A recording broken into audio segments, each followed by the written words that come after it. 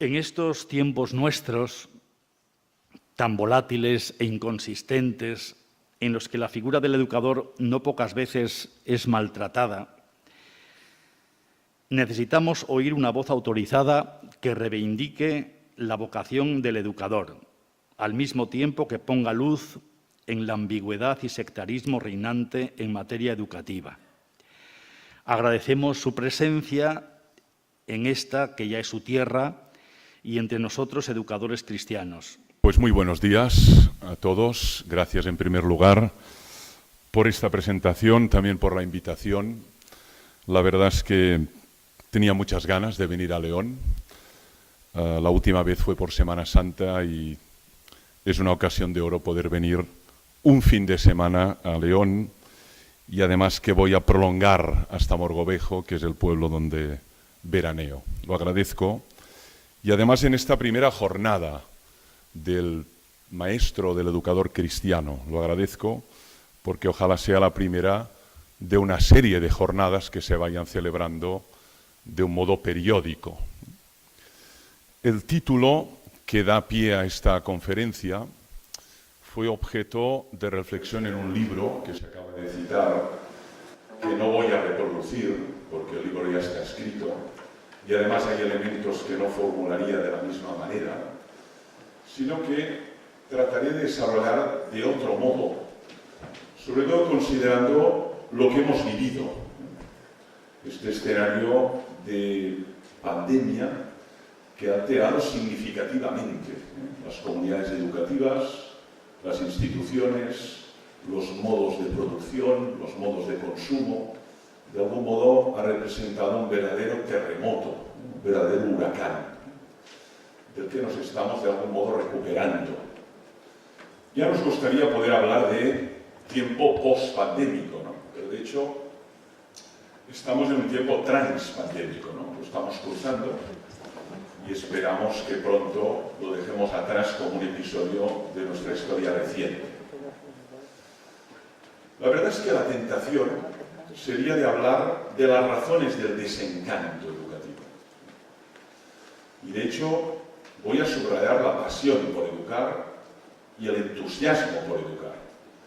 Pero de algún modo lo que uno se inclina a tratar es del desencanto, porque es algo que percibo en claustros, comunidades educativas, universidades, especialmente en el mes de junio, y después de 3 años o 2 años y medio, donde realmente hemos vivido de un modo muy enfático todas las consecuencias de la pandemia.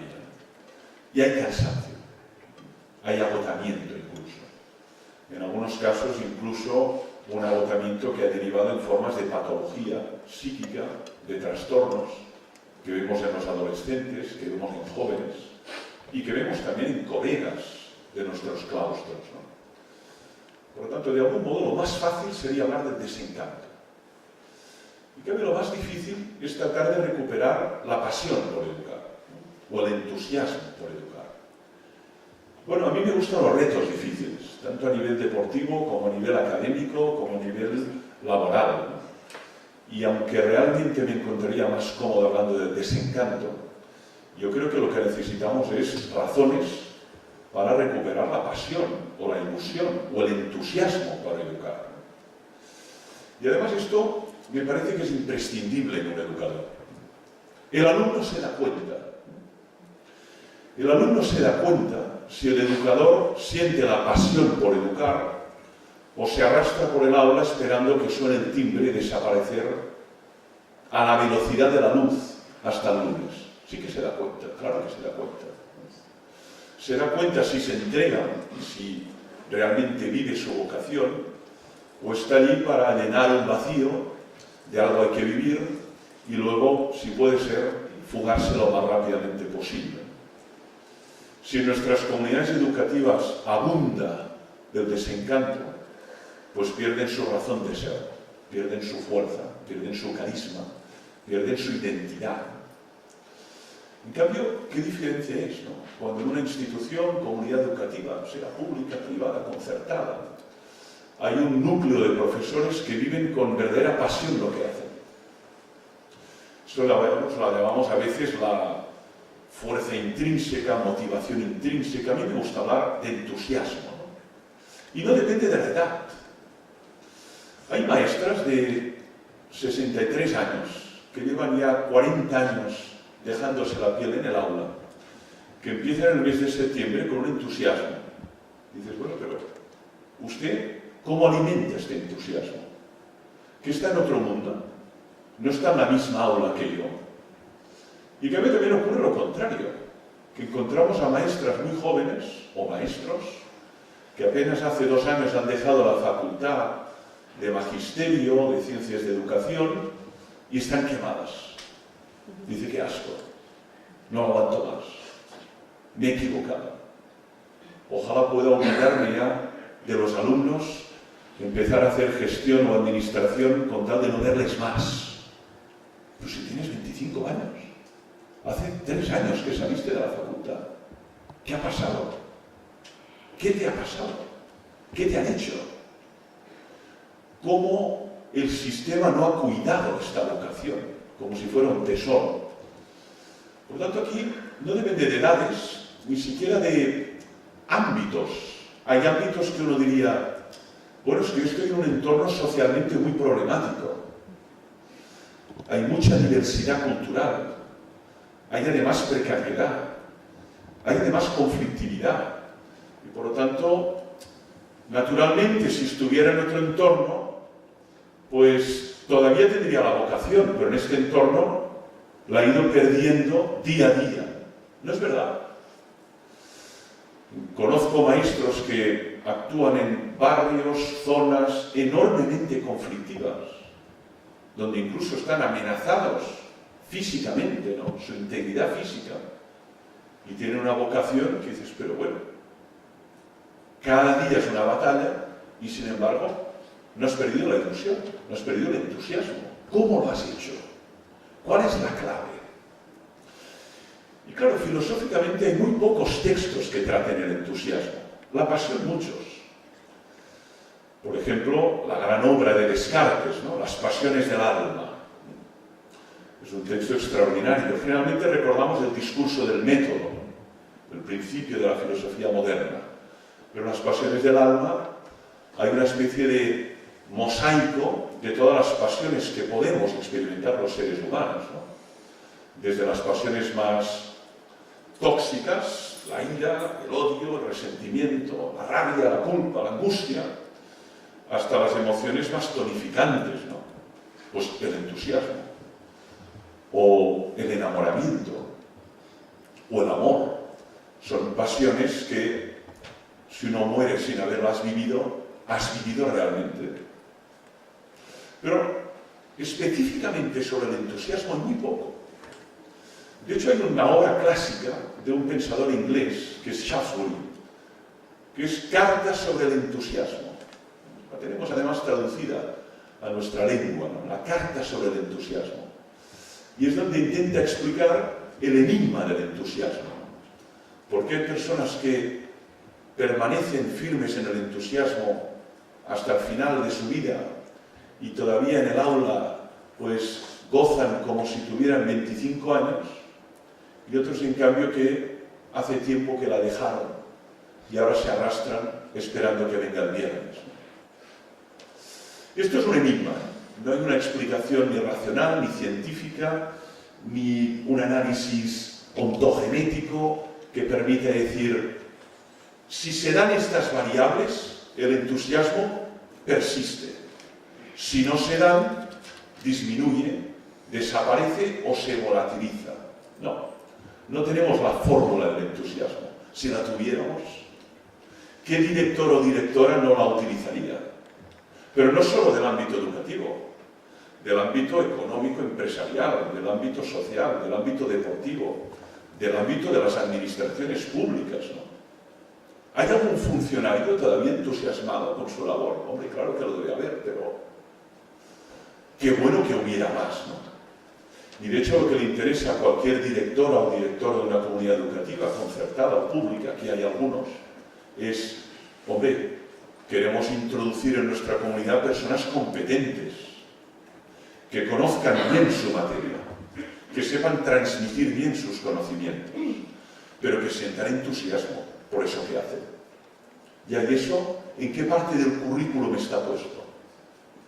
¿Cómo lo puedo indagar en este currículum que tengo en la mesa, donde hay sobresalientes notables, cursos de inglés, cursos de informática, algún posgrado, quizá un doctorado, pero ahí donde puedo identificar si hay pasión por educar?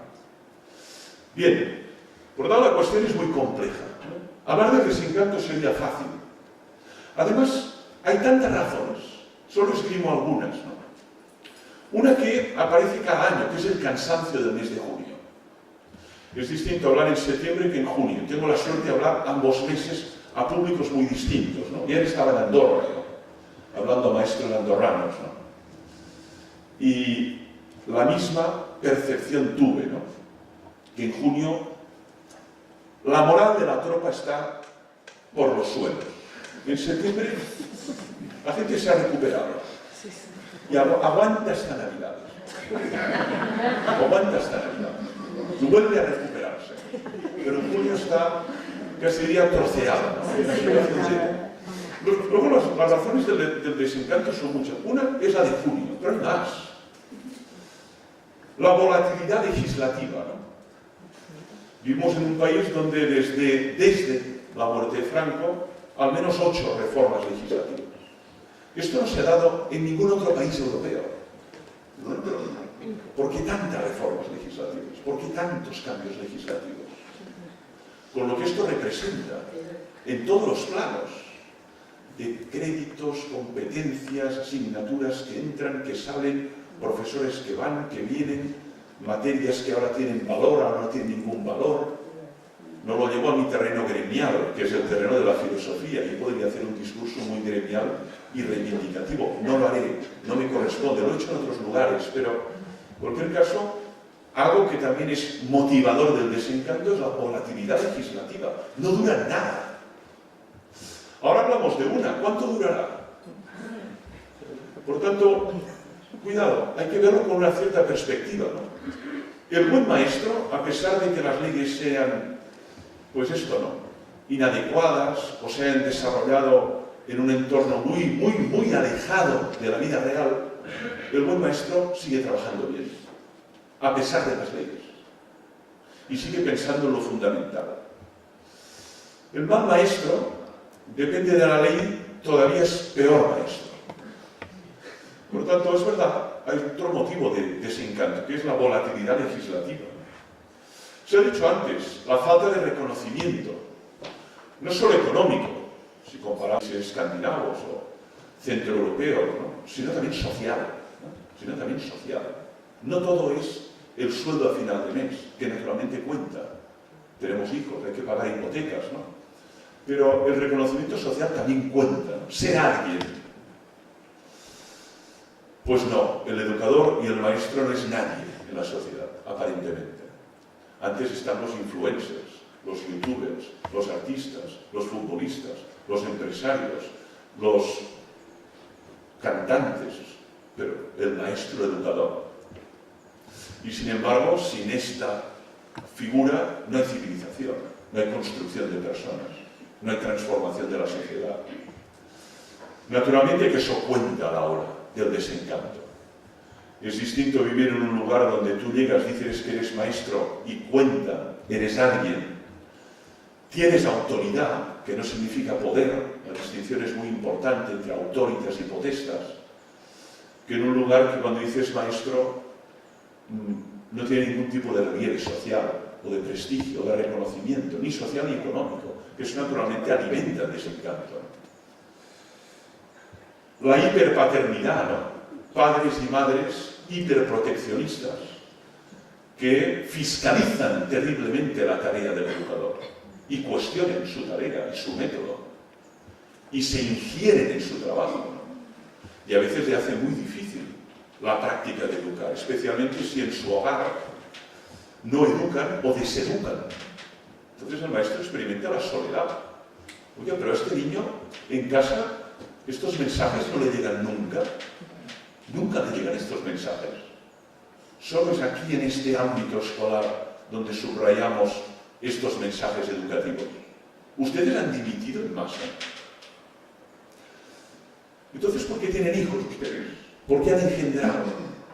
Si son tan molestos y tan obstáculos a su vida y a sus carreras profesionales. Por tanto, hay un fenómeno también que es de desencanto, ¿no? Que es la injerencia y muchas veces el despotismo de padres y madres que no reconocen la autoridad de los maestros. Algo que ha cambiado, pero significativamente, en menos de 50 años. Hay otro motivo, que sería los alumnos que tenemos. Es verdad, no son los alumnos que nos gustaría tener. Dispersos y tecnodependientes. Al menos estos dos rasgos los observamos de qué manera llevo más de la mitad de mi vida en el aula. Cumplí 55 ahora el 15 de mayo. Y llevo más de la mitad de mi vida en las aulas, ¿no? Y he podido observar, como muchos de aquí, la evolución, ¿no? Cómo han cambiado los perfiles, ¿no? El nivel de dispersión es elevadísimo. Esto que están ustedes haciendo aquí, ¿no? Seguir un hilo argumental, sin imágenes, sin interferencias. Esto es imposible en un aula de adolescentes, en un aula de universitarios, en un aula de niños o de postadolescentes. Imposible. Porque el tiempo de seguimiento de un razonamiento es mínimo. Especialmente porque nos hemos acostumbrado a las imágenes. Y cuanto más imagen hay, menos capacidad de abstracción y de ideación. Y por lo tanto, si no hay imagen, me pierdo. Me he perdido. He perdido el hilo. Ya no sé dónde estabas.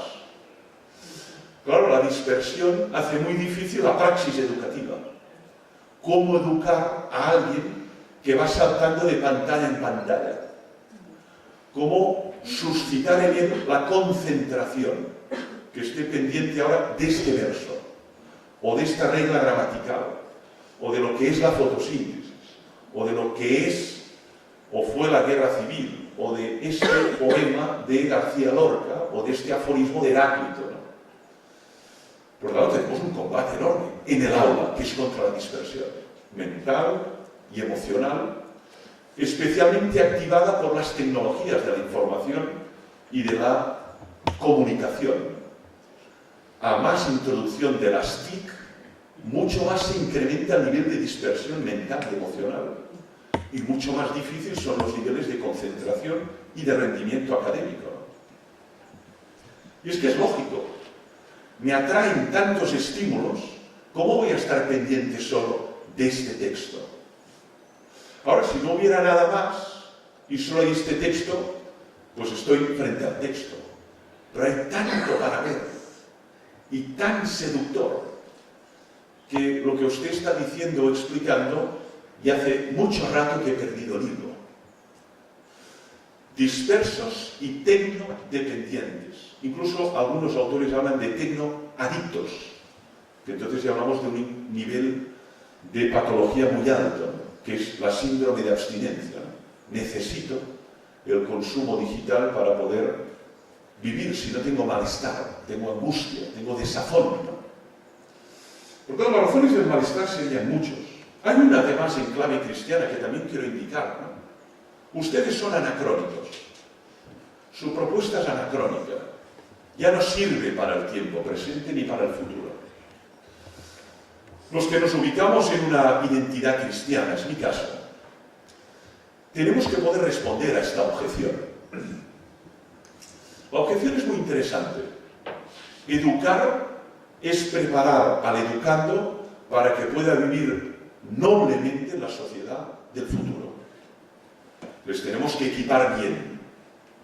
Destrezas, habilidades, valores, conocimientos, para que puedan vivir en un mundo que tendrá unas características muy distintas por lo que estamos entreviendo del mundo en el que ahora nos hallamos. Bien, primera afirmación, ¿quién la puede poner en duda? Si les equipamos para vivir en el pasado, ¿qué tarea estamos haciendo? ¿Tendría sentido enseñarle a un niño a utilizar la guadaña?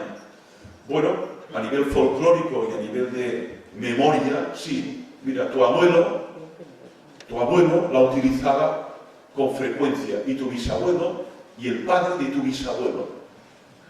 Era un instrumento cotidiano, es bueno saberlo, forma parte de la cultura histórica. Pero lo que tiene que manejar es un iPad, una tableta. Lo que tiene que dominar es el inglés, y si además domina el francés y el alemán, mucho, mucho mejor. Entonces, es verdad, educar es preparar para el futuro, lo que presupone vislumbrar ese futuro. Entonces, claro, la objeción que recibimos quienes les educamos en clave cristiana es: ustedes son anacrónicos. Los valores que tratan de transmitir, las creencias, los rituales, es para un mundo ya simplemente que ha caducado. Y de lo que se trata es demostrar que los valores que transmitimos y la fuerza que transmitimos, que emana del Evangelio, no solo no es anacrónica, sino que sirve para el presente y para cualquier futuro.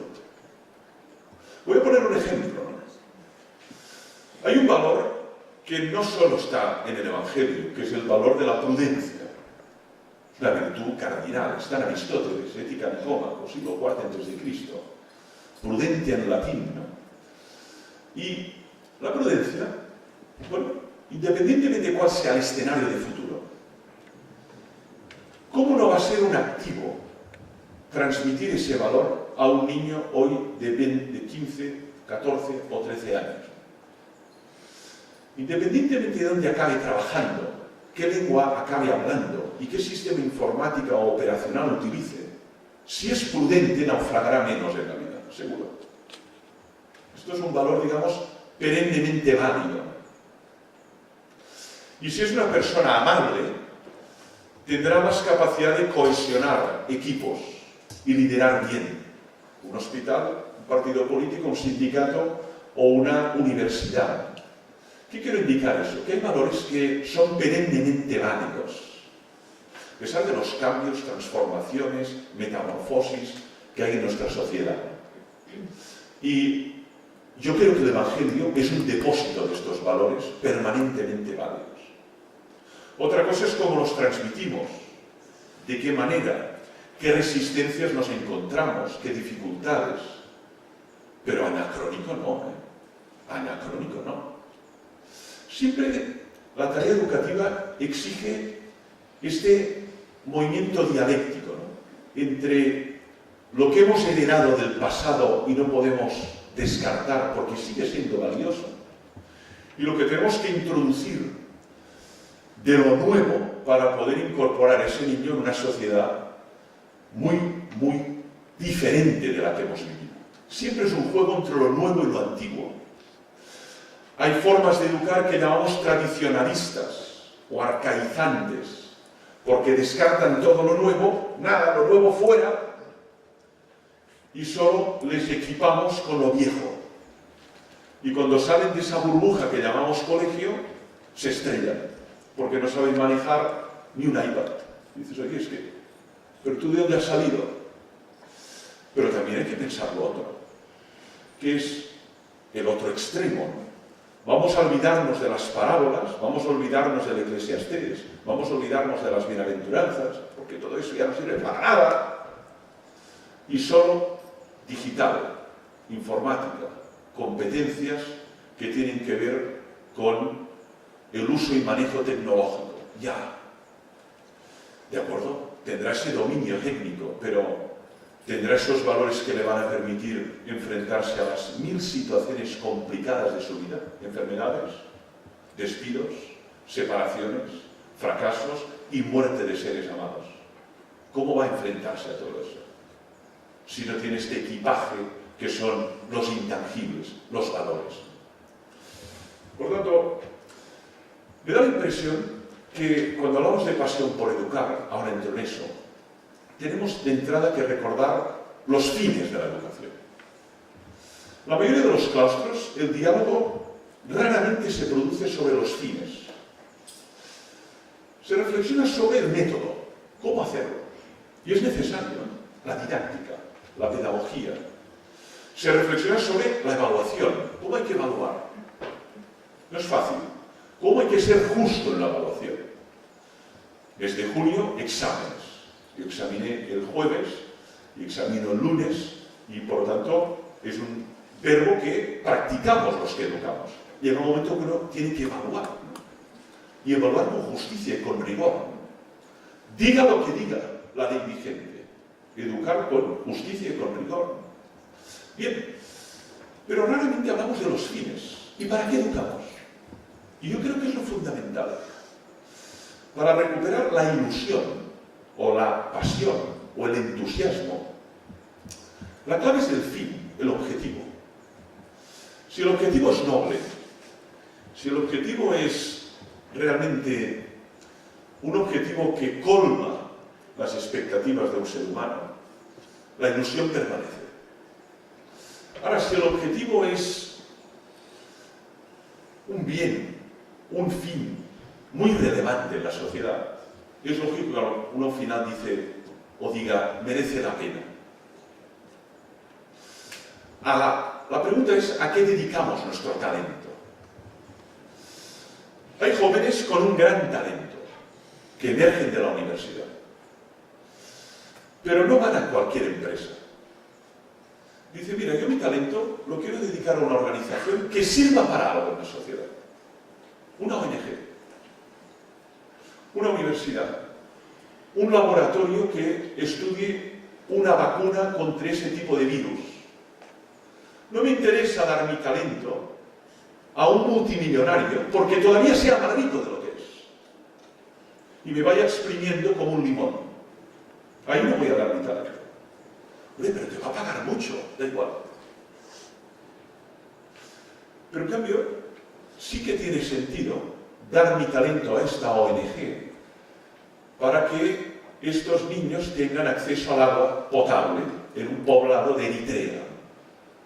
Yo que soy ingeniero tengo que pensar un sistema de canalización, barato además, ecosensible, sostenible ecológica y económicamente, para que todos estos poblados que ahora tienen que andar 25 kilómetros para tener agua potable, puedan tenerla en sus hogares. Esto me llena. Me lo decía un exalumno. Matrícula de honor en periodismo. Digo, hombre, tú tienes un gran futuro, le dije. Le tuve en cuarto, les doy ética periodística. No sirve para nada. Vulneran persistentemente los principios deontológicos, la mayoría de los periodistas. Pero bueno, ahí estamos, luchando. Acabó cuarto, matrícula de honor. Digo, ¿qué vas a hacer? Digo, mira, tengo 3 propuestas, pero las he descartado. Y además, la verdad, muy seductoras económicamente. El grupo Godó, el grupo Prisa. Pero me voy a India, me voy a la India, con las hijas de la caridad. A la India con las hijas de la caridad, sí. Porque quiero dedicar mi talento a algo que merezca la pena. Bueno, y entonces estando allí funda Sonrisas de Bombay, que es una ONG que pueden buscar la página web, que lo que hace es educar a niñas, sacándolas de la prostitución, que son niñas de redes utilizadas por turistas sexuales occidentales, belgas, alemanes, españoles, como no, que las utilizan como objetos sexuales, niñas. Dice, no, yo voy a montar una ONG para que puedan formarse y puedan tener un futuro distinto. Y esto me llena, me entusiasma, necesito dinero, vivo muy lejos de mis padres y además me quieren matar. Porque las mafias que controlan estas niñas ven cómo van perdiendo mercado y por lo tanto me quieren matar y algún día igual me matan. Pero mi vida merece la pena. Estaría en un despacho, sí, del grupo Prisa o de La Vanguardia, ganando mucho dinero, pero esto me llena y mi talento lo quiero dedicar a esto. Bueno, esto es fantástico cuando te encuentras figuras así, ¿no? Por lo tanto, ¿qué hacemos cuando educamos?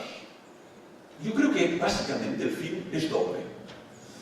Lo que hacemos de un modo artesanal, diariamente, discretamente, sin focos, sin cámaras, sin entrevistas, es construir personas. Esto es lo que hacemos. Esto es lo que hacemos cotidianamente. La persona no es un ser jamás construido. Es un proceso que dura toda la vida, ¿no? La ontogénesis, palabra técnica que utilizamos, ¿no? Siempre pensamos en la etapa, pues, 0-9 meses, ¿no? Y vamos observando la evolución de ese ser, ¿no? De nasciturus, que dicen en latín, desde la célula huevo, pues hasta el momento que rompe aguas, ¿no? Dices, fíjate, estos son todos los procesos que hay aquí, ya. Y luego continúa. Y construir personas significa esto, una obra colectiva, una obra comunitaria. Y de hecho, cuando uno ve a un niño al principio, primer día de clase, a cuando se lo encuentra en el último curso de una universidad, dice, madre mía, ¿cuántas personas han intervenido sobre este ser humano para que al final pueda hacer todas estas operaciones que era incapaz de hacer? Ni siquiera hablaba. Y ahora termina y es capaz de articular un discurso oral donde expresa lo que siente, lo que cree, lo que piensa y además no en su lengua materna, sino en una lengua extranjera. Y además es una persona que ha introducido valores y tiene destrezas y habilidades. La hemos construido. Romano Guardini, que es uno de los teólogos que cita más el Papa Francisco, sobre todo en Laudato Si, es uno de sus teólogos preferidos, Romano Guardini, de origen italiano, pero que su obra es en alemán. Teólogo muy claro y muy clarividente. Dices que el ser humano es una obra de arte infieri.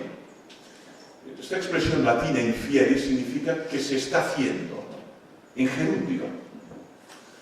Los anglosajones hablan de work in progress, ¿no? Una obra en proceso, ¿no? Esto es lo que somos. Entonces, ¿qué hacemos cuando hacemos educar? Construimos personas, diariamente. Lo que pasa es que uno solitariamente no puede hacerlo. Y por eso la comunidad educativa, ¿no? Hay alguien de aquí, lo sé muy bien, porque además es muy amiga mía, que lo que ayuda es a desarrollar las habilidades físicas, las habilidades de resistencia, de habilidad, de elasticidad, todo lo que tiene que ver con la sabiduría corporal. Lo que en el lenguaje de Howard Gardner es la inteligencia kinestésico-corporal. Esto lo necesitamos también para construir personas. Claro que lo necesitamos. Porque somos seres encarnados. Y necesitamos el desarrollo de nuestras capacidades también corporales. Pero habrá alguien que dirá, no, bueno, es que mi ámbito es el ámbito de la inteligencia musical. Fantástico. Fantástico. La ignoro profundamente, ¿no? Pero necesitamos a alguien que desarrolle la sensibilidad, la capacidad musical de ese niño y que al final pueda gozar pues, con una obra de Bach o de Stravinsky o de Mozart o que sea realmente un ser creativo capaz de construir nuevas sinfonías o nuevas obras musicales, ¿no? Eso es construir personas. Por lo tanto, ¿qué hacemos cuando educamos? Construimos personas. ¿Te parece un fin poco noble? A mí me parece que es un fin tan noble que cuando uno lo piensa es difícil que nos entusiasme. Nosotros no construimos casas, nosotros no construimos puentes. Otros construyen puentes y tienen que hacer muchísimas ecuaciones y dominar a fondo, sobre todo la física de los materiales. ¿Qué materiales resisten y cuántos kilos puede resistir este puente, o este acueducto, o este viaducto, ¿no? Nosotros construimos personas, que es un material muy sensible, muy frágil, pero donde hay elementos visibles e invisibles, ¿no? Pero es que además hacemos otra cosa, lo digo para mostrar el por qué a mí al menos me apasiona educar. Nosotros construyendo personas transformamos el mundo. Esto queda muy megalománico, ¿no? Transformar el mundo, ¿pero de qué me hablas? Sí, sí. El mundo se transforma construyendo personas. La naturaleza es cíclica, vuelve el verano. Habrá olas de calor, sí, hoy tenemos una. Vuelve el invierno, vuelve el otoño. Sin embargo, la posibilidad de construir personas es la única que nos permite transformar el mundo. Lo explico bien, ¿no? El Papa Francisco distingue dos roles, el rol de actor y el rol de espectador, la moral de actor y la moral de espectador. Esto ya lo dijo de una manera muy elegante Ortega y Gasset, el grandísimo filósofo madrileño Ortega y Gasset, cuando dice, bueno, hay personas que sobre todo juegan el papel de espectador en la vida. Miran desde el balcón cómo los demás hacen cosas y se equivocan. Les critican, se ríen de ellos, pero ellos no hacen nada. Esto abunda, ¿eh? Es la moral del espectador. Esto abunda mucho. Nosotros les educamos no para que sean espectadores, para que sean actores, responsables, transformadores del mundo. El Papa utiliza un verbo, que es el verbo balconear. A mí me interesó mucho la terminología de Bergoglio, de hecho elaboré este diccionario, porque balconear es un giro lingüístico muy argentino, he estado en Buenos Aires 4 veces y lo utilizan mucho, que es esta actitud de estar en el balcón, ¿no? Y ver la gente que hace, y criticar. Mira, este está haciendo una pared pero le sale torcida. Este resulta que pues no se ha cambiado de ropa en 3 días. Es el balconear, chismorreo desde el balcón. Ya, pero ¿usted qué hace? ¿Usted qué transforma? ¿Usted qué intenta cambiar? Nada. Su existencia es estéril. Si no hubiera nacido, no hubiera pasado nada. Porque no ha cambiado nada. Es irrelevancia absoluta. Nosotros no somos irrelevantes. Aunque no haya reconocimiento social, económico, público, no somos para nada irrelevantes. Para nada. Entonces, la irrelevancia es el papel de espectador. Mira, critica, se ríe y practica esto, el criticón. Aquel de Baltasar Gracián, extraordinaria la obra, ¿no? Jesuita español, siglo XVII. El criticón.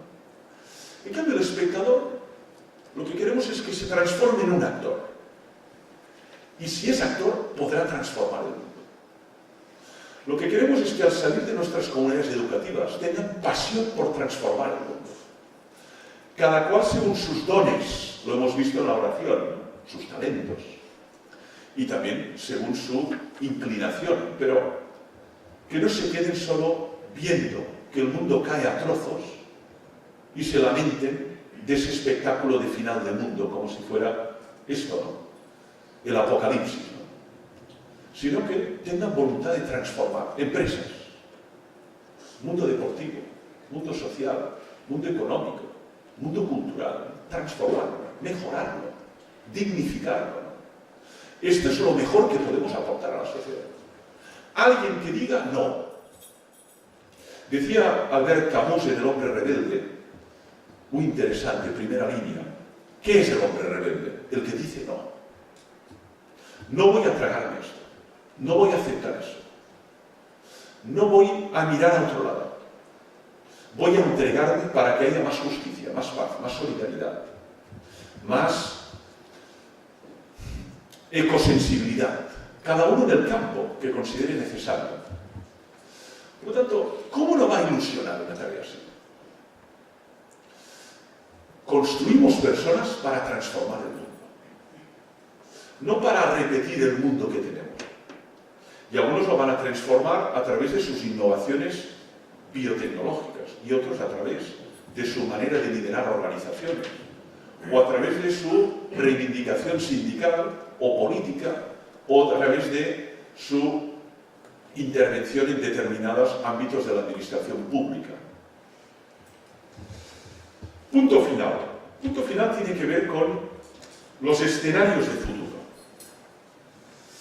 Decía antes que educar tiene que ver con preparar al educando para ese escenario de futuro. Ya, pero ¿cómo será ese futuro? Este es el tema, ¿no? No podemos educarles para el pasado. El pasado está, ¿no? Y además es pétreo. Lo que está abierto es el futuro. El pasado es pétreo. Y el presente es fluido, ¿no? Pero el futuro es incierto. La primera característica que tenemos es que el futuro es incierto. ¿Quién imaginaba una pandemia que nos dejaría caos durante 2 años largos, ¿no? Miles de víctimas mortales, ¿no? Pérdidas económicas enormes. ¿Y quién podría imaginar que cuando la pandemia estaba ya, en el atardecer, irrumpiría una guerra, casi en Europa, ¿no? Ucrania, y que no sabemos ni cuánto tiempo va a durar, ni cuántas víctimas va a generar, ni si va a transformarse en un conflicto de carácter mundial explícito. De momento es mundial implícito, pero mundial explícito. Nadie sabe nada de eso. Pero el primer rasgo del futuro es la incertidumbre.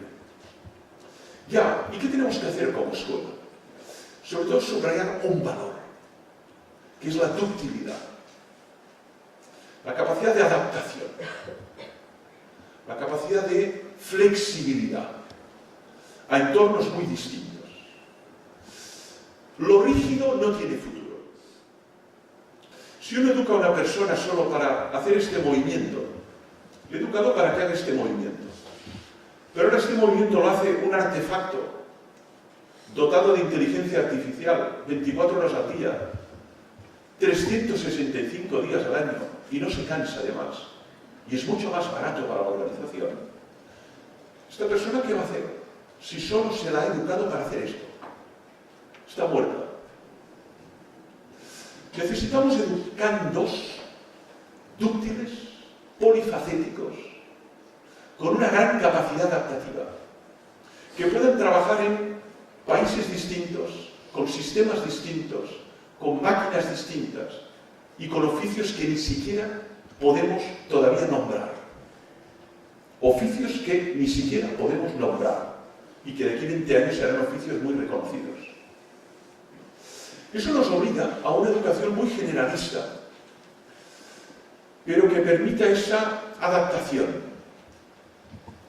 Para mí hay una fuente de inspiración. Jesús se adaptaba a los entornos y se adaptaba a su interlocutor. Siempre se ha comparado en la historia de la educación Sócrates y Jesús.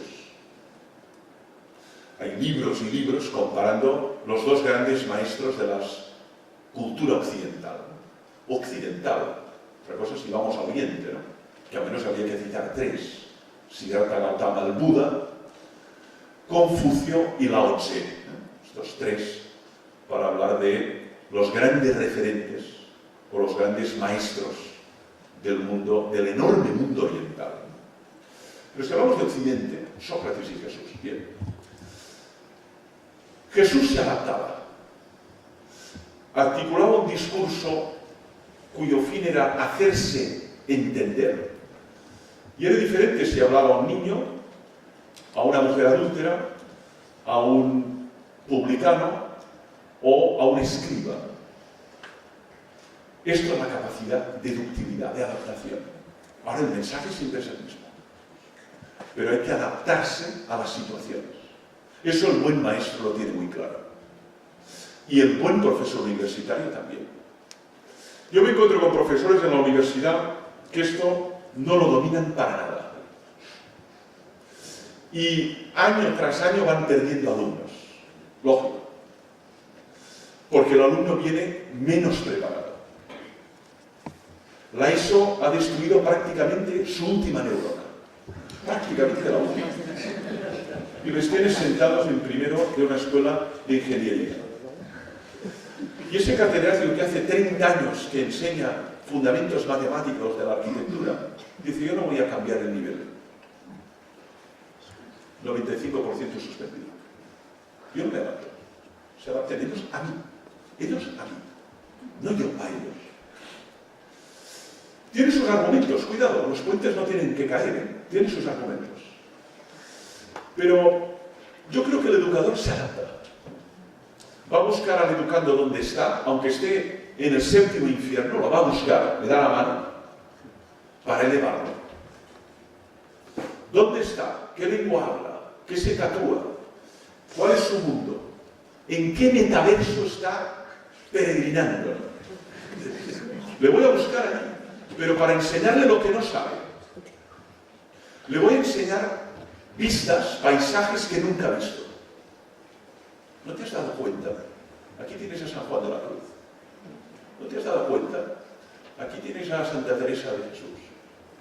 Fíjate, allí tienes. No lo había visto nunca eso. Pero hay que buscar dónde está. Por lo tanto, para mí la ductilidad es el primero de los rasgos que deberíamos subrayar en un escenario de futuro.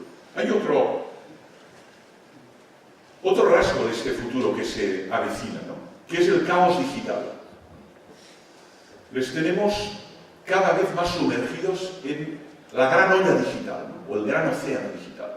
Horas, días, transitando, navegando de una página a otra, whatsappeando. Claro, esto es un universo que es caótico. Y educar es ordenar. Educar es ordenar. Es clasificar. Es, en el fondo, es introducir lo que a mí me gusta denominar como una brújula interior para orientarse. El bien, el mal, lo que se debe hacer, lo que no. Nos podemos equivocar en este discernimiento, naturalmente, pero educar tiene que ver con introducir una brújula, con un GPS interior, porque tú no estarás a su lado. Estarás mientras sea pequeño. Yo tengo 5 hijos. Bueno, mis hijos ya han volado, muchos de ellos, ¿no? Y tiene que ser así. Pero llega un momento que si no tienes esa brújula interior te estrellas. Porque ya no está el padre, la madre, la maestra, el tutor, la tutora al lado diciéndote, no, esto no, por favor, por aquí, por allá. Esto significa introducir criterios, palabra olvidada donde las haya. Criterios. De tal modo que cuando estés solo o sola en este caos digital, donde recibirá un montón de estímulos, compra, vende, ven aquí, ven allá, tenga esta brújula interior que le permite decir no, sí, esto no, porque deshumaniza, destruye, me convierte en un objeto, me convierte en una cosa, esto sí, porque me permite crecer. Les tenemos solos enfrente a la pantalla, pero tienen la brújula interior. Solos, abandonados delante de la pantalla. Hay otro rasgo de este futuro, que todos lo sabemos, la erosión climática. Aquí hay tintes distintos. Hay ecólogos apocalípticos, ya hemos cruzado el punto de no retorno, y tienen sus razones, no las voy a dirimir ahora.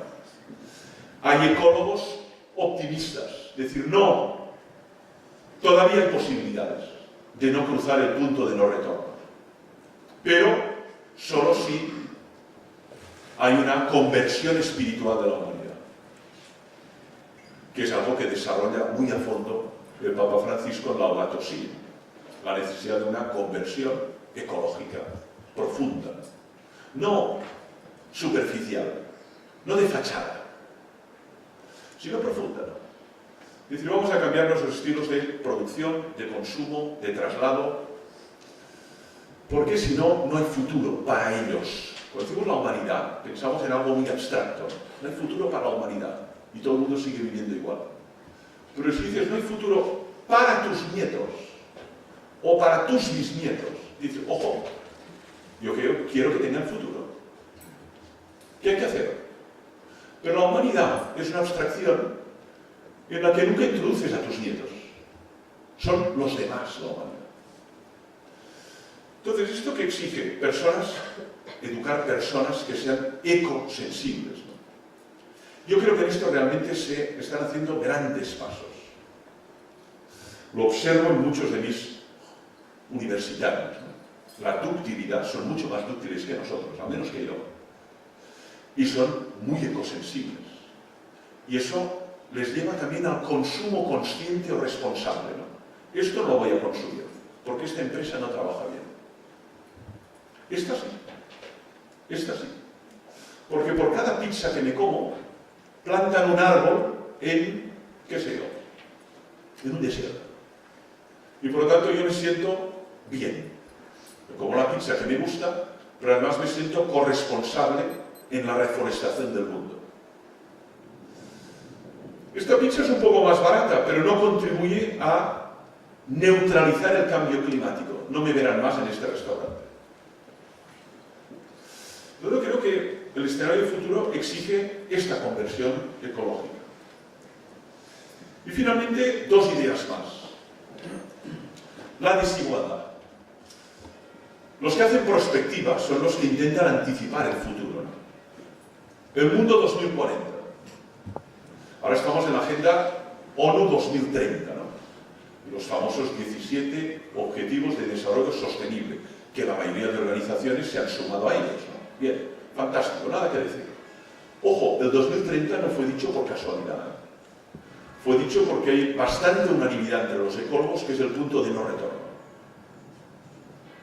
Por lo tanto, si se cruza el 2030 con los niveles de toxicidad ambiental que tenemos, no habrá punto atrás, no habrá marcha atrás. Estamos en 2022, quedan 8 años. En cualquier caso, no se puso por casualidad la Agenda 2030 de la ONU, Objetivos de Desarrollo Sostenible. Pero es que hay otro tema, que es la injusticia social, norte-sur, la desigualdad. Yo creo que este tema en la escuela cristiana es algo que debería ser prioritario. Y de hecho lo es para muchas. ¿Cuántos esfuerzos hacen muchas comunidades educativas cristianas para integrar y para ser foco de irradiación en contextos muy vulnerables, muy desasistidos? Lo ha sido históricamente y lo sigue siendo ahora en muchos barrios. Yo ya sé que con frecuencia la fama es otra y que con frecuencia hay intereses en propagar esta reputación negativa. Pero la realidad nos dice en muchos entornos, conozco bastantes, al menos en Cataluña, que dices aquí, ustedes están haciendo una labor que nadie está haciendo. Y están arriesgando mucho. Pero eso significa no descartar a los más vulnerables. Esto en el fondo se resume en esto. Y en educación siempre es una tentación, descartar al más vulnerable. Porque te genera problemas, no paga a fin de mes, distorsiona el aula, hace reducir el ritmo de aprendizaje porque tiene un ritmo más lento. Y entonces la maestra, claro, se encuentra en una situación de división, ¿no? Si reduzco el ritmo, van a perder otros aprendizajes que hubieran conocido. Pero si acelero, este no va a seguir. Tarea dificilísima, sobre todo cuando está sola frente al peligro, ¿no? Pero en cualquier caso, lo interesante es contemplar que nuestro objetivo es no descartar a nadie. El Papa habla de la cultura del descarte y la critica enérgicamente. Y la cultura del descarte lo expresa muy bien la palabra, significa tú no, tú tampoco y tú tampoco. Tú no porque eres negro, tú eres gitano y tú eres discapacitado. Aquí no te queremos. Queremos a la élite. Mal. El elitismo es incompatible con el cristianismo. Más claro no lo puedo decir. El elitismo es incompatible con el cristianismo. Vaya, yo si me siento cristiano es precisamente por este combate contra el elitismo.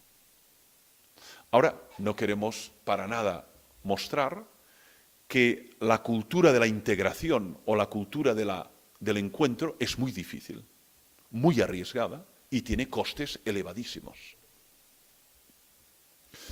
Sí, en efecto, nunca fue fácil integrar al más vulnerable. Nunca lo ha sido, ¿eh? Nunca lo ha sido. Pero es una exigencia que emana del Evangelio. Y luego hay que superar la polarización, ¿no? Lo que observamos también es que el escenario de futuro es muy polarizado. Esta palabra se utiliza mucho, ¿no? Es decir, es un escenario de confrontaciones múltiples, ¿no? No solo políticas, que las vemos de qué manera, la vemos en Francia, lo vemos en Austria, lo vemos en Estados Unidos, de qué manera, ¿no? La polarización, ¿no? La pérdida del matiz, la pérdida del campo de intersección, la pérdida de la cultura del encuentro. Polarización significa que los dos ámbitos se van distanciando, se van enemistando, van incrementando su odio respectivo y es mucho más difícil encontrar los puntos de encuentro entre ellos dos. Y eso es una tendencia que observamos. Políticamente, socialmente, observamos de qué manera. Estados Unidos es el paradigma, el país dividido. Pro Trump, pro Biden. Dividido. pro-choice, pro-life. Y además a muerte entre los dos grupos, ¿no? Yo creo que aquí se impone la tarea de tender puentes, introducir lo que une, ser capaces de generar cohesión, ¿no? La escuela es un ámbito de cohesión y debe serlo y seguir siéndolo, sin perder la propia identidad, que este es el otro caballo de batalla, ¿no? Somos lo que somos, queremos seguir siéndolo, pero no queremos excluir quienes no piensan ni creen como nosotros. Al contrario. Pero somos como somos y pensamos como pensamos. Pero me parece que la polarización, primero, es una simplificación binaria. ¿Estás conmigo o contra mí? Bueno, pues ni una cosa ni la otra, no puede ser. O conmigo o contra mí. Perdona, ni una cosa ni la otra, ¿no? Por lo tanto, el pensamiento binario siempre es una simplificación. El pensamiento siempre es matizado. En este aspecto así, pero aquello no lo veo tan claro. Cuando las personas piensan, no caen en la visión binaria. Hay pluralidad de opciones, ¿no? Entonces, a mí me parece que frente a esta polarización que se observa, y que es una tendencia creciente, lo que tenemos que hacer desde un ámbito cristiano es ver lo que nos une. Y nos unen tantas realidades. Mire, todos somos hijos de una madre. Todos deseamos ser felices. Todos deseamos ser reconocidos. Todos vamos a morir. Nadie escapa de la muerte. Todos deseamos lo mejor para las personas que amamos. Estoy ya indicando elementos que unen a todos los seres humanos. Y en cambio observamos atentamente lo que nos difiere. Y además lo magnificamos y entramos en combates maniqueos a muerte unos contra otros. ¿Qué tipo de sociedad es esta? Por lo tanto, me parece que frente a la polarización que se dibuja en el futuro hay que subrayar los elementos que unen, que cohesionan y que permiten reconocernos como hermanos en la existencia, ¿no? Esa idea de la fraternidad, tan subrayada también por el Papa Francisco. Bien, agradezco muchísimo la atención. He intentado explicar mucho más de lo que traté entonces en el libro, que es un texto que ya tiene cuanto menos 4 años, pero luego tendremos ocasión de ahondar y de reflexionar. Os animo, a observaciones, críticas. Los que hablamos en público estamos muy acostumbrados al disenso, es decir, a la enmienda a la totalidad, ¿no? Es decir, yo no estoy de acuerdo con nada de lo que ha dicho. Por lo tanto, os animo también a enmendar la totalidad si cabe. Muchas gracias por la atención. Muy bien, muchas gracias. Vamos a pasar entonces a plantear al ponente alguna sugerencia, alguna pregunta, alguna interrogación, alguna enmienda. Creo que hay un micrófono inalámbrico, pues con levantar la mano y solicitar el micrófono para que lo oigamos todos, pues perfectamente. Después de escuchar lo importante que es la persona, la pasión por esa educación y cómo se involucra a todo el mundo dentro de las comunidades educativas, ¿cuánto puede quedar simple y llanamente en marketing y cuánto en un convencimiento personal interior real que transforme la educación y el mundo? Sí, gracias. Es una pregunta muy pertinente y además muy honesta, que tenemos que hacernos reiteradamente, porque como tú has dicho bien, hay una tendencia sobre todo a la imagen, y a la preocupación por la imagen. La tienen la mayoría de una imagen. Por ejemplo, la imagen de ecológica.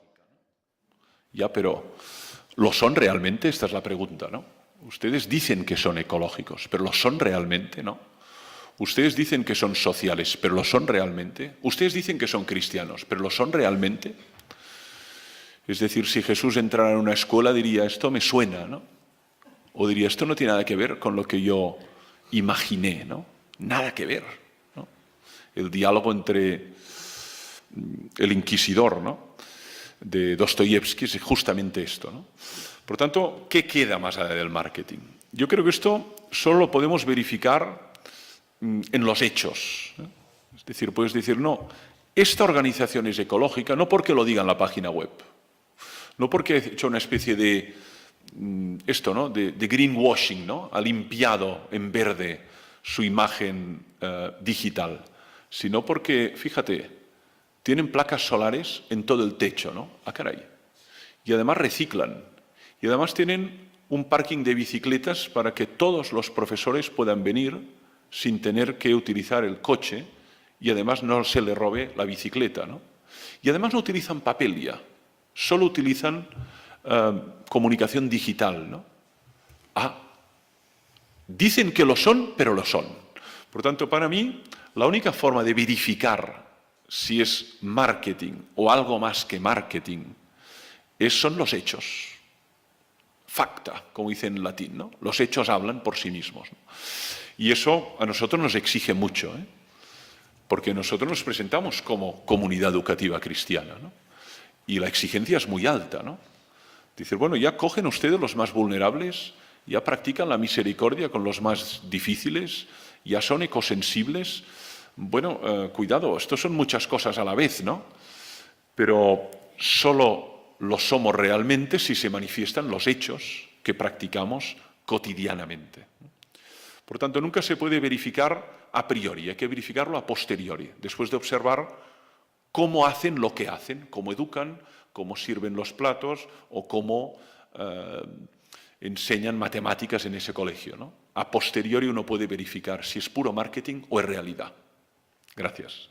Más cuestiones, si hay.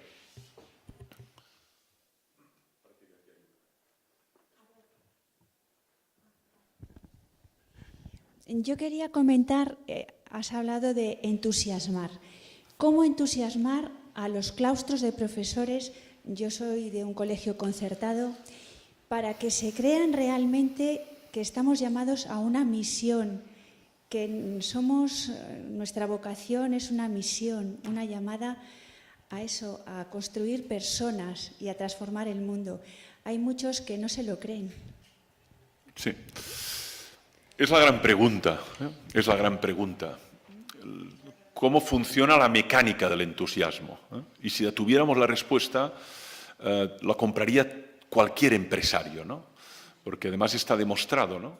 Una empresa, una organización, un colegio, una universidad funciona bien cuando la mayoría o la totalidad de sus miembros están entusiasmados con la visión y misión de esa organización. Entonces van alineados, no hay que empujarles. Son proactivos porque se lo creen y lo tienen asumido a título personal.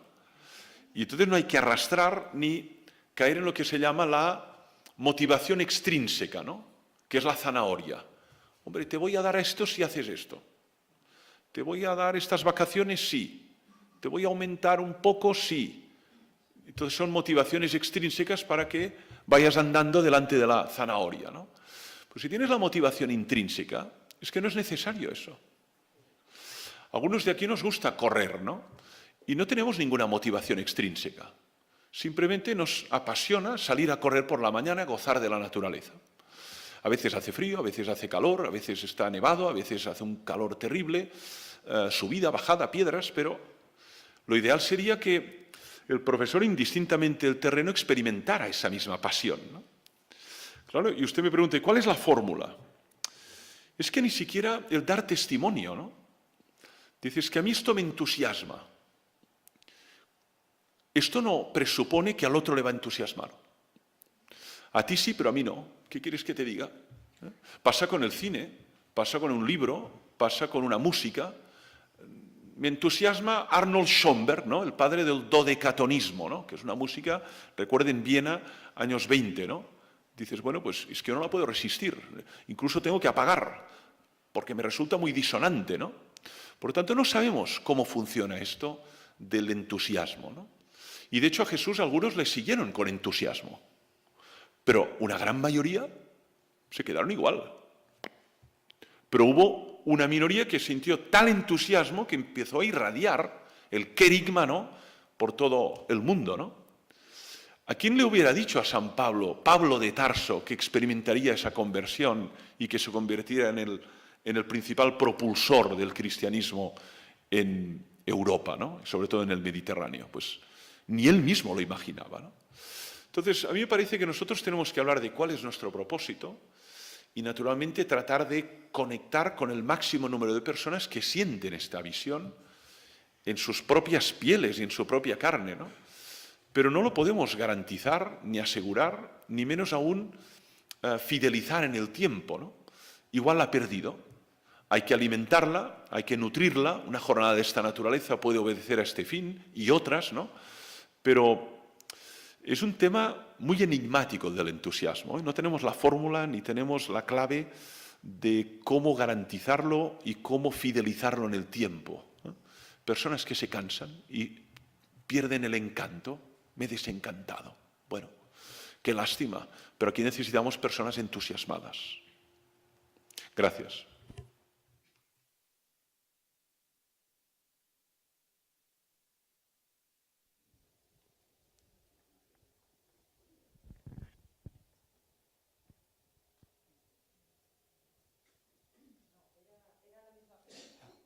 Era por eso.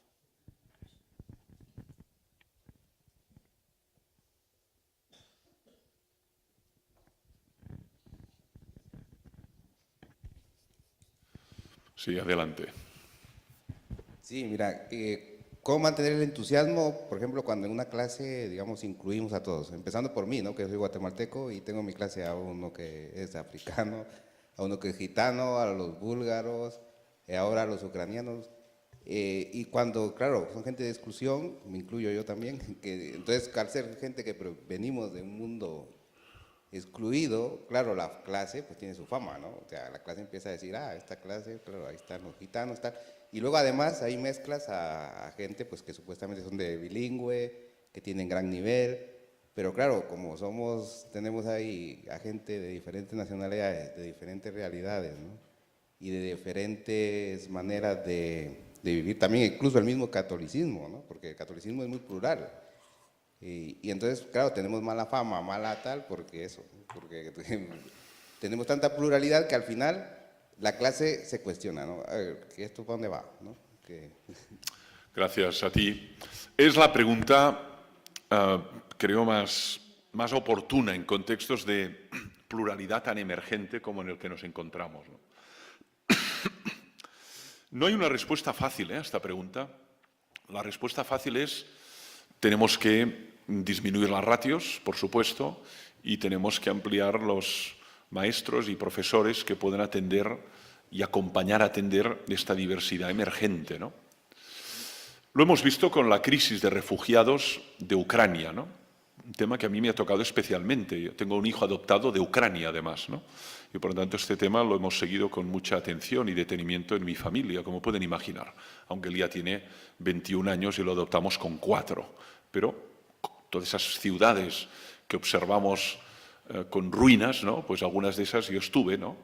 Y da pena verlas y lo que tardará a ser reconstruido ese país después de esta debacle, ¿no? Bueno, pues claro, de golpe un pueblo en Cataluña como Guissona se encuentra, pues de entrada, 40 niños ucranianos en el aula. Ya, pero yo iba a hablar de la fotosíntesis, pues en una lengua, y estos niños que van a entender de la fotosíntesis, ¿no? Y luego tienen las reglas gramaticales y luego pues alguien les va a explicar lo que es, qué sé yo, la guerra civil, ¿no? Por lo tanto, realmente es un problema mayúsculo, ¿eh? Que no está bien planteado ni bien resuelto, ¿no? ¿Por qué? Porque la atención a la pluralidad es a la pluralidad de talentos, de situaciones que hay en el aula. Algunos tienen grandes capacidades y muchas veces se desasisten estas capacidades y se atrofian porque no se desarrollan como deberían desarrollarse. Y otros tienen carencias enormes o incluso discapacidades, ¿no?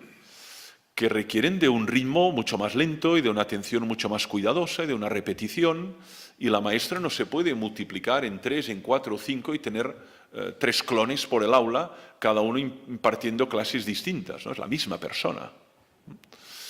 Por lo tanto, el tema es de una gran complejidad, no lo tenemos resuelto, pero lo que observamos es que tiende, por lo general, a reducir los contenidos y a rebajar la exigencia para poder alcanzar a los que tienen más dificultades. Con lo cual perdemos la estimulación también del talento y el desarrollo de los altamente capacitados, ¿no? Que si no van a escuelas élite para poder ser atendidos, pues se pierde este talento en el aula. Claro, esto requeriría una inversión muy seria y requeriría también, seguramente, aulas de transición, ¿no? Sin caer en el gueto, pero aulas de transición, porque no podemos caer en el tópico de que todo es igual y todo sigue el mismo ritmo. Oiga, esto no es así, ¿eh? En un despacho lo parece, pero en el aula no es así. Por lo tanto, igual habría que hablar de aulas de transición, de figuras puente que permiten reubicar, redistribuir a las personas también en virtud de sus capacidades y ayudas a la docente que se encuentra en una situación de este tipo. Pero todo eso siempre significa inversión. Y ahí es donde topamos siempre con el muro, ¿eh? Que en relación con otros países, la parte del PIB dedicada a educación es mucho menor en España que en Francia, que en Italia, por supuesto que en Austria, que en Bélgica, que en Noruega, que en Suecia, que en Dinamarca. Por lo tanto, no cabe duda que aquí todavía se podría hacer mucho más, ¿no? Pero el problema es complejo, ¿eh? Es complejo cómo evitar el gueto y cómo, por un lado, suscitar la integración sin reducir niveles, ¿eh? Es un juego de encajes enormemente difícil de articular, ¿no? Y muchos de vosotros lo vivís cotidianamente esto.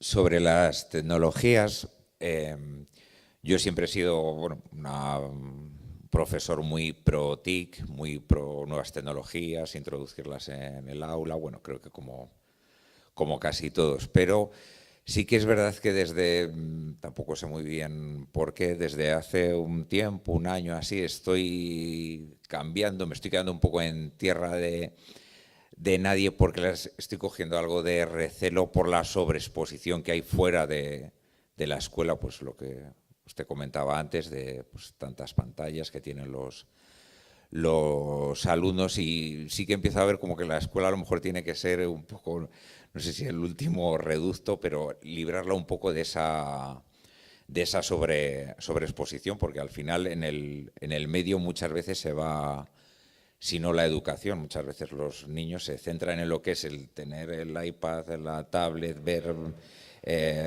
la pizarra digital, pero no fijan la atención en el contenido. Y un poco la conclusión es esa, que me estoy quedando en tierra de nadie, estoy empezando a dudar porque por un lado las estoy cogiendo recelo, pero por otro lado sé que son importantes y deben estar y bueno, pues me surgen esas dudas. Gracias. Es una evolución que también han hecho otros, tecnólogos. Hay un aforismo de un filósofo estoico que yo aprecio mucho, que es Marco Aurelio, que además fue, ni más ni menos que César, ¿no? Que dice, de nada en exceso, de nada en exceso. Donde hay exceso, hay ibris, hay desmesura y por lo general hay ruptura y hay patología y hay enfermedad, ¿no? Esto en todos los niveles, ¿eh?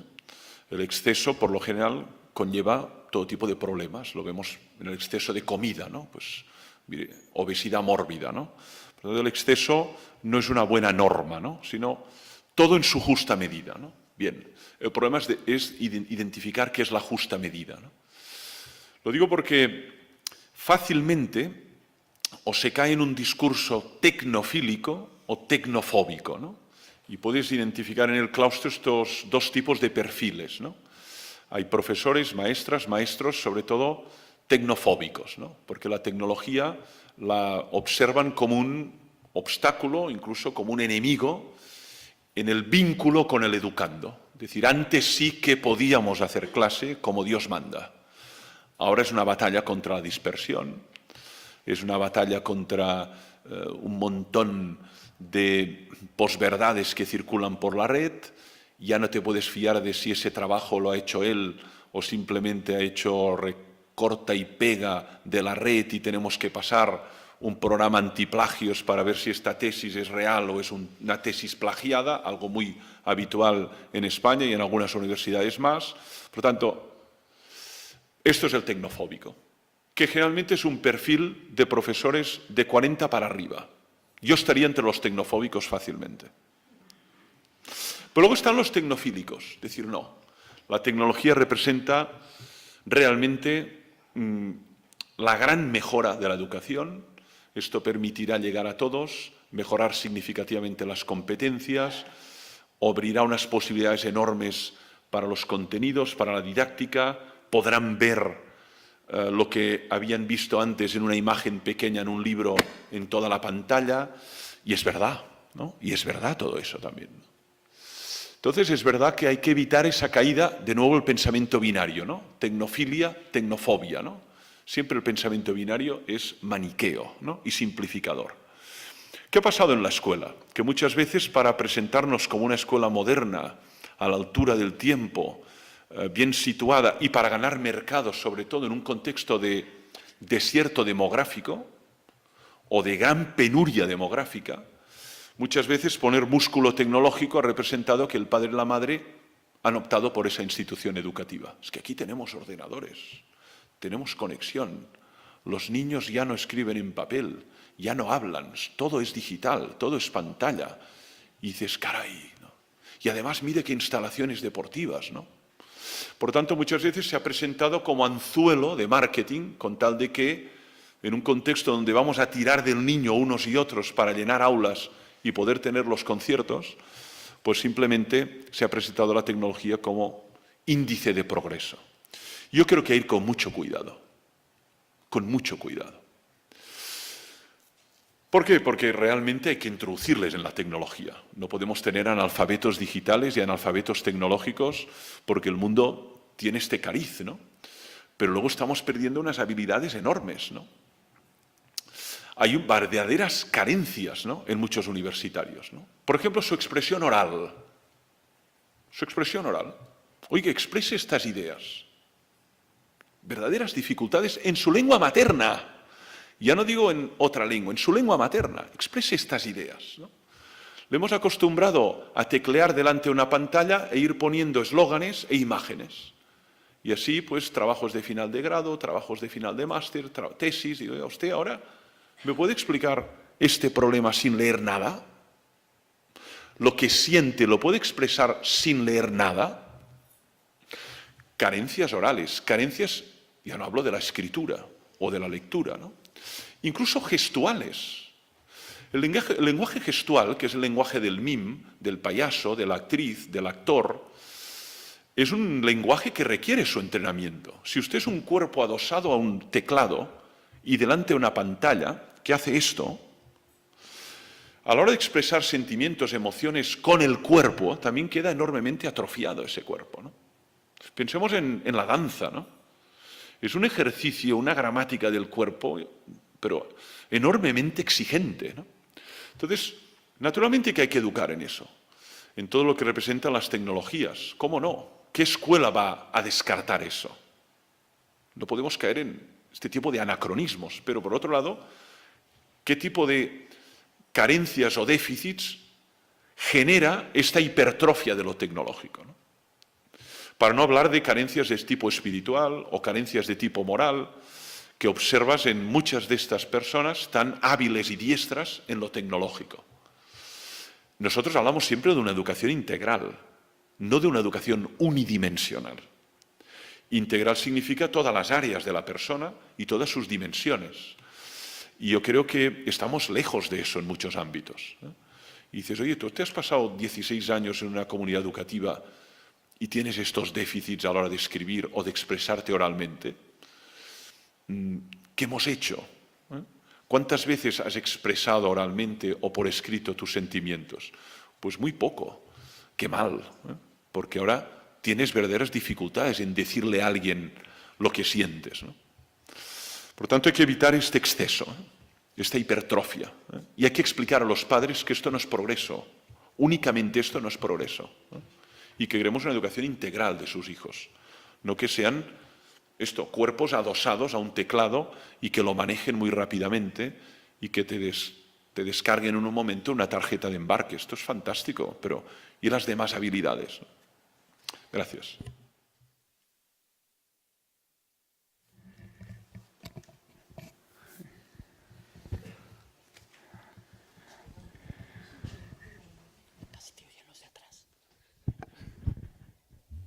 Yo quiero dar fuerza a lo que tú has dicho antes de la importancia que en un claustro, en un centro, es importante que todos tengan los mismos objetivos y busquen el bien del alumnado desde ahí. Para mí ha sido lo más grande que he vivido a nivel educativo. Cuando el claustro, con sus objetivos todos iguales, metíamos a los alumnos, también les entrábamos dentro de todo eso, todos eran felices, todos avanzaban y todo sigue adelante. Eso es una gracia muy grande educativa y solo se puede hacer cuando hay una unidad total entre todos. Gracias a Dios porque lo que he vivido. Gracias. No, gracias a usted, porque además es una verdad que no por sabida no hay que subrayar, ¿no? Es lo que llamamos la visión o el propósito, ¿no? El claustro siempre es una pluralidad de personas, de edades, saberes, capacidades, situaciones familiares, ideologías políticas. Todo claustro es una comunidad de personas y en cuanto tal, pues naturalmente hay esa pluralidad que además es condición sine qua non para educar. ¿Alguien se imagina un claustro solo de filósofos? ¿Qué tipo de alumnos saldrían, ¿no?, de una escuela en que solo hubiera filósofos en el claustro, ¿no? Necesitamos que haya un filósofo, un profesor de educación física, un profesor de inglés, un profesor de una maestra de ciencias naturales, porque esto permite que cada uno aporte su particular aportación en esta obra coral, ¿no?, y en esta construcción del mismo educando, ¿no? Y en efecto, el centro tiene que ser la persona. Usted lo ha dicho muy bien, ¿no? Y además lo tenemos en los idearios. Yo he tenido la suerte a lo largo de mi vida de redactar algunos idearios de instituciones educativas o de actualizarlos, ¿no? Este trabajo de, los italianos dicen, ponerlo al día, ¿no? Aggiornamento, ¿no? Ponerlo al día. Y en efecto, la mayoría de los idearios de la escuela católica es la atención centrada en la persona. Por lo tanto, todos estamos al servicio del educando, cada cual desde su disciplina y desde su talento. Cuando hay eso, hay un claustro unido. Cuando no hay eso, hay un claustro dividido donde hay intenciones, propósitos distintos y fácilmente se generan tensiones, agravios comparativos, ¿no? Por lo tanto, hay que subrayar mucho esta unidad del claustro o de la comunidad educativa. Y no solo de los maestros, porque está la otra comunidad educativa que es la familia, ¿no? Y a veces entre ambas hay un abismo o contradicción de mensajes, como he tratado de mostrar, ¿no? Y entonces sí que la cuestión es mucho más compleja, ¿no? Porque podría ser que todos los miembros del claustro estuviéramos de acuerdo en subrayar, qué sé yo, ¿no?, el valor ecológico. Y en cambio esa familia cuando va de picnic por el campo, pues lo deja todo perdido, allí quedan los plásticos, las botellas, y dices, bueno, ¿en qué quedamos, no? Por lo tanto, si no hay un mensaje unitario, es muy difícil que el niño o la niña refuerce ese valor, sino que se produce una especie de binarismo o una especie de esquizofrenia que hace una división axiológica en esa persona, ¿no? Tiene que haber unidad en el claustro y tiene que haber al menos un pacto tácito con las familias de qué tipo de valores vamos a subrayar y qué tipo de actitudes consideramos nobles y que ustedes también en casa van a reforzar, ¿no? La relación con las personas mayores, la corresponsabilidad en las tareas domésticas, la relación con la naturaleza, el respeto a la diversidad de etnias, ¿no? Algo que dices, oiga, aquí no podemos trabajar contra el machismo y usted en su casa tiene prácticas reiteradamente machistas que justamente están deshaciendo lo que nosotros hacemos durante la mañana, ¿no? ¿En qué quedamos, no? Y esto se produce, ¿eh? Se produce. Por lo tanto, la labor es enorme, porque el niño es el mismo, ¿eh? Lo que pasa es que recibe mensajes opuestos a y no a la misma vez, ¿no?, en la misma persona. Muchísimas gracias. Pues terminamos ya. Tenemos ahora unos minutos hasta la 1 de descanso y a la 1 en la Capilla Mayor, según salimos aquí a la izquierda, celebramos la Eucaristía. Muchas gracias a todos. Muchas gracias, Francesc, por tu exposición y por la respuesta a las distintas cuestiones. Pues gracias a vosotros y hasta la próxima. Que tengáis buen verano a todos. Gracias.